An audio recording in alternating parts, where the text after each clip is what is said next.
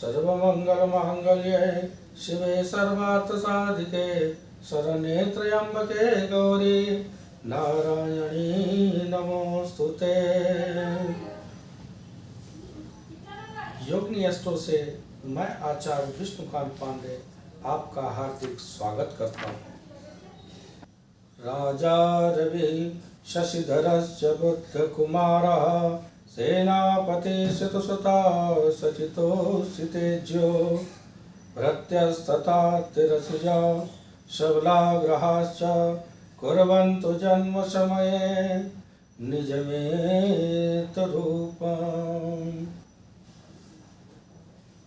अभी जो श्लोक आपने सुना, इस श्लोक के माध्यम से आपको काल पुरुष के ग्रहों के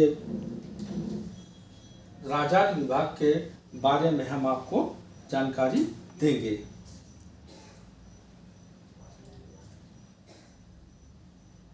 अब इधर ध्यान दीजिए, जैसे कि सूर्य को राजा की उपाधि दी गई है, चंद्रमा को भी राजा की उपाधि दी गई है, मंगल को सेनापति की उपाधि दी गई है और बुध ग्रह को राजकुमार की उपाधि दी गई है।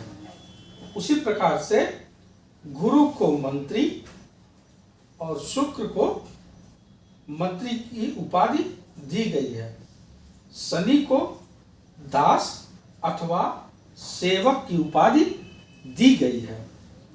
अब यहाँ पर समझने वाली बात यह है कि सूर्य को और चंद्रमा को राजा की उपाधि इसलिए दी गई है क्योंकि सूर्य जो है वो आत्मा का कारक है और चंद्रमा मन का कारक है। इसलिए सूर्य को राजा और चंद्रमा को भी राजा की उपाधि दी गई है, क्योंकि हम अपने जीवन में जो कोई भी कार्य करते हैं वह मन और आत्मा के वशीभूत होकर के करते हैं। इसलिए सूर्य और चंद्रमा को राजा की उपाधि दी गई है। अब आते हैं मंगल ग्रह को। तो मंगल ग्रह को सेनापति की उपाधि इसलिए दी गई है क्योंकि मंगल बल का कारक है और हम अपने जीवन में जो भी कार्य करते हैं वह बल के द्वारा ही करते हैं। इसलिए जिस प्रकार एक सेनापति अपनी प्रजा की रक्षा के लिए सेना का नेतृत्व करता है अपने बल के द्वारा, उनकी सुरक्षा करता है, इसलिए मंगल ग्रह को इसी प्रकार हम अपने जीवन में बल के द्वारा अपने परिवार की सुरक्षा करते हैं और भरण पोषण का कार्य करते हैं। अब आइए आप बुध ग्रह के बारे में हम आपको समझाते हैं। बुध ग्रह को राजकुमार की उपाधि इसलिए दी गई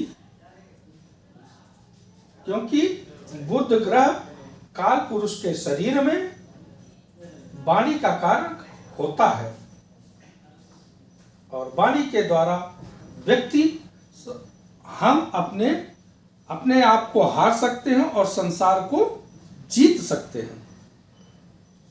अब आते हैं गुरु के विषय में। गुरु ग्रह मंत्री का पद इसलिए प्राप्त है क्योंकि गुरु को ज्ञान का कारक है, शिक्षा का कारक है और परामर्श का कारक है। शुक्र भी उसी प्रकार से है जैसे कि गुरु अपने जीवन में ज्ञान के द्वारा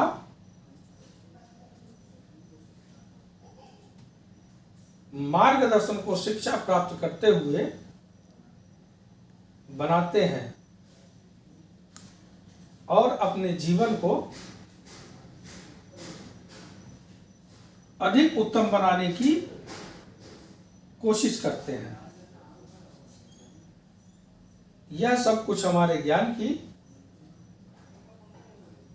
मंत्रणा के द्वारा होता है। इसलिए गुरु ग्रह को मंत्री की उपाधि दी गई है।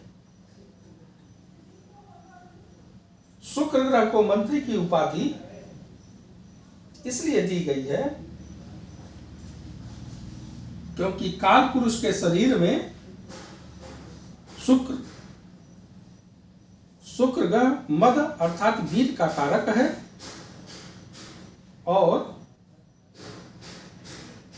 मदन अर्थात हमारे वैवाहिक जीवन, पारिवारिक जीवन, सुख एवं आनंद का किस प्रकार संचार करें, इसका निर्णय शुक्र के द्वारा हम लेते हैं। अब आते हैं शनि।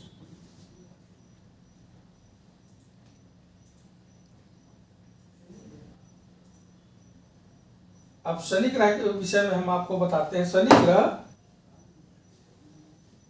काल पुरुष के शरीर में दुख का कारक है और जब हम दुखी होते हैं या कष्ट में होते हैं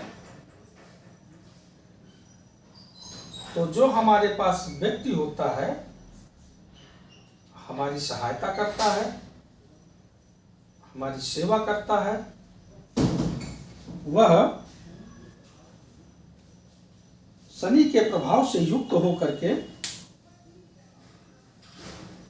एक दास के समान या एक सेवक के समान हमारे जीवन से दुखों का नाश करता है। इसलिए शनि को सेवक अर्थात दास की उपाधि दी गई है। हमारी यह वीडियो अगर आपको पसंद आई हो तो कृपया करके इसको लाइक करें, शेयर करें तथा हमारे चैनल को सब्सक्राइब करें। धन्यवाद।